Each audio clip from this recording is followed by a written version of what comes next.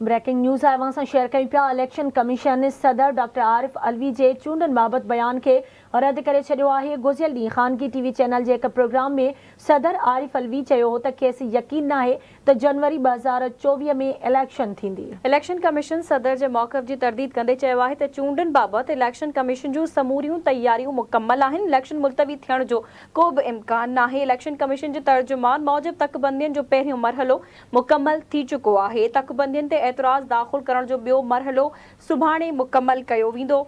Election commission जे तर्जुमान मूजिबि 30 ऐं 31 अक्टूबर खां एतराज़नि ते ॿुधणी ऐं 30 नवंबर ते तकबंदियुनि जे हतमी फ़हरिस्त शाया कई वेंदी। तकबंदियुनि बाद इलेक्शन शेड्यूल जो ऐलान कयो वेंदो। यादि रहे त इलेक्शन कमीशन तरफ़ां जनवरी 2024 जे 3 हफ़्ते में आम चूंडूं करण जो ऐलान कयो वियो आहे, पर अञा ताईं का हतमी तारीख़ साम्हूं नाहे अची सघी।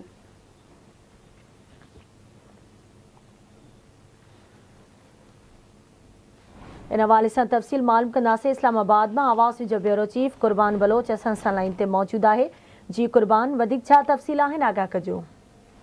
जी, इलेक्शन कमीशन ऑफ पाकिस्तान ईंदड़ चूंडुनि जे हवाले सां वज़ाहत जारी कई आहे, जंहिंमें दावा कई आहे त जेके ईंदड़ चूंडूं उन जे मुनक़द थियण जे हवाले सां कोई का बि इबहाम को मौजूदु न आहे। का माना कोई उन में का इहो चई सघिजे थो त उन में का गैर यकीन वारी सूरत हाल मौजूदु न आहे। इलेक्शन कमीशन जे तर्जुमान हिकिड़ो बयान जारी कयो आहे, जेको सदर पाकिस्तान डॉक्टर आरिफ अलवी जे टीवी प्रोग्राम में इंटरव्यू जे रोशनी में जारी कयो वियो आहे, जंहिंमें सदर इहो ख़दशो ॾेखारियो त ईंदड़ जनवरी में जेके तरतीब थियल चूंडूं आहिनि उहे थींदे ॾिसण में नथियूं अचनि। उन जे हवाले सां उन वटि मुख़्तलिफ़ जेका जवाब हुया। इन खां पोइ मुल्क में जेका अफ़वाहनि जी फैक्ट्री गरम थी वई त ईंदड़ चूंडूं न पियूं थियनि, ऐं उन सां हवाले सां मुख़्तलिफ़ जवाब साम्हूं आंदा पिया विया। उन जी वज़ाहत तौरु इलेक्शन कमीशन जे तर्जुमान बयान जारी कयो, जंहिंमें हुन ॿुधायो त समूरियूं तयारियूं मुकमल आहिनि।